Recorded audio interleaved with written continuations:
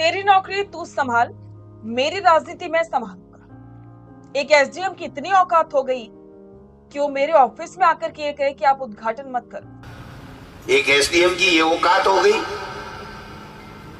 कि मेरे यहां ऑफिस में ये कहे कि आप उद्घाटन मत करो, सरकार मेरे से नाराज हो जाएगी। तेरी नौकरी तू संभाल, मेरी नेतागिरी मैं संभालूंगा। ये गोविंद सिंह डोटासरा के बयान है। ये बयान सोशल मीडिया पर काफी तेजी से वायरल हो रहा है और इसको लेकर के लोग तरह तरह की बातें कर रहे हैं। लोग कह रहे हैं कि एक एसडीएम को इस तरह से बोलना कितना सही है। एक एसडीएम के लिए जो एक बड़े प्रशासनिक पद पर बैठा है, वो व्यक्ति जो काफी मेहनत करके इस पद पर पहुंचा है, उस व्यक्ति को, उस अधिकारी को गोविंद सिंह डोटासरा इस तरह से औकात जैसे शब्दों का इस्तेमाल करें, वो कहां तक ठीक है। ऐसा पहली बार नहीं है जब कोई भी नेता इस तरह से एसडीएम, बड़े बड़े अधिकारियों के खिलाफ इस तरह से भाषा का इस्तेमाल करती है। ऐसे पहले भी कई बार हुआ है। नरेश मीणा को तो आपने सुना ही होगा, उन्होंने तो थप्पड़ ही मार दिया था। तो आखिरकार कितना सही है इस तरह से नेताओं के द्वारा ये लगातार अधिकारियों पर हमला करना, उन्हें गाली गलौज करना, उनकी औकात की बात करना, हिम्मत की बात करना, ये वाकई में सवाल तो खड़े करता है। तो चलिए आपको बताते हैं कि पूरा मामला क्या है और गोविंद सिंह डोटासरा ने ये सब क्यों कहा।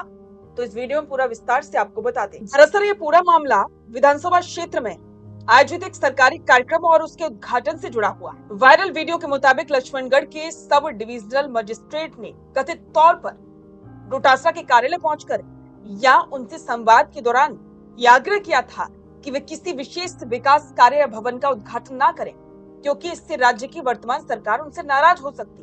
बस फिर क्या था, प्रशासनिक अधिकारी की इस बात को सुनते ही डोटासरा का पारा चढ़ गया। उन्होंने न सिर्फ अफसर को उनकी हद याद दिलाई, बल्कि मंच से सार्वजनिक रूप से गरजते हुए प्रशासनिक तंत्र और राज्य सरकार पर सीधा हमला बोल दी। डोटासरा के इस बयान में 3 सबसे अहम बातें निकल करके सामने आती। डोटासरा ने साफ तौर पर कहा कि किसी भी विधानसभा क्षेत्र में जनता द्वारा चुने गए प्रतिनिधि यानी कि एमएलए और एमपी ही सरकारी विकास कार्यों के उद्घाटन के हकदार होते। सरकारी प्रोटोकॉल में जनता के चुने हुए प्रतिनिधियों का स्थान सर्वोपरि होता है, न कि किसी अधिकारी का। डोटासरा ने यह आरोप लगाकर बड़ा सियासी दांव खेला है कि राज्य की मौजूदा सरकार प्रशासनिक अधिकारियों पर दबाव बना रही है कि वे विपक्ष के विधायकों को क्षेत्र के विकास कार्यों और उद्घाटन समारोह से दूर रखें। उन्होंने स्पष्ट चेतावनी दी कि लक्ष्मणगढ़ उनका गढ़ है और बिना स्थानीय विधायक की मौजूदगी या सहमति के बाहर से आकर कोई भी उद्घाटन करने की जरूरत नहीं करे। राजस्थान में सरकार बदलने के बाद से ही अक्सर ये सवाल उठता आ रहा है कि क्या अफसरशाही दबाव में काम कर रही है। डोटासरा का ये बयान केवल एक एसडीएम को दी गई चेतावनी नहीं, बल्कि ये सीधे तौर पर राज्य की भजनलाल शर्मा सरकार की प्रशासनिक कार्यशैली पर एक तीखा प्रहार है।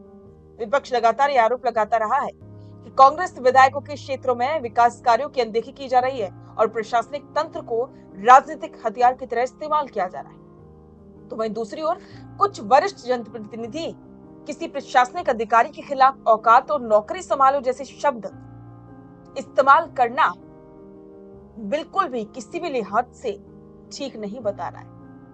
डोटासरा के समर्थकों का यह कहना है कि डोटासरा ने जनप्रतिनिधियों के सम्मान और संवैधानिक मर्यादा की रक्षा के लिए आवाज उठाई। अधिकारियों को नेताओं और जनता के अधिकारों का सम्मान करना ही होगा। तो वहीं दूसरी तरफ भाजपा और विरोधियों का यह कहना है कि एक जिम्मेदार जनप्रतिनिधि और पूर्व मंत्री को प्रशासनिक अधिकारियों के लिए ऐसी भाषा का इस्तेमाल नहीं करना चाहिए। आपको क्या लगता है, क्या गोविंद सिंह डोटासरा ने जो कुछ भी कहा वो सही था? इस पर आपके विचार कमेंट बॉक्स में जरूर साझा करें और बने रहें द फैक्ट इंडिया के साथ। अपना पॉडकास्ट शुरू करना चाहते हैं और चाहते हैं कि पहले दिन से उसे लाखों लोग देखें, तो अब ये पॉसिबल है जयपुर में। जयपुर का सबसे तेजी से बढ़ता हुआ digital news channel the fact India आपके पॉडकास्ट को वर्ल्ड क्लास बनाने के लिए जयपुर के बीचों बीच श्याम नगर में लाया है world class podcast setup, green screen setup. उसे शूट करने के लिए best state of the art facilities, editor से लेके लाखों फॉलोअर्स और करोड़ों वाली रील्स वाला यूट्यूब चैनल, और ये सब आपको एक ही जगह पर मिलने वाला है। तो पूरी जानकारी के लिए आज ही व्हाट्सएप कीजिए इस नंबर पर।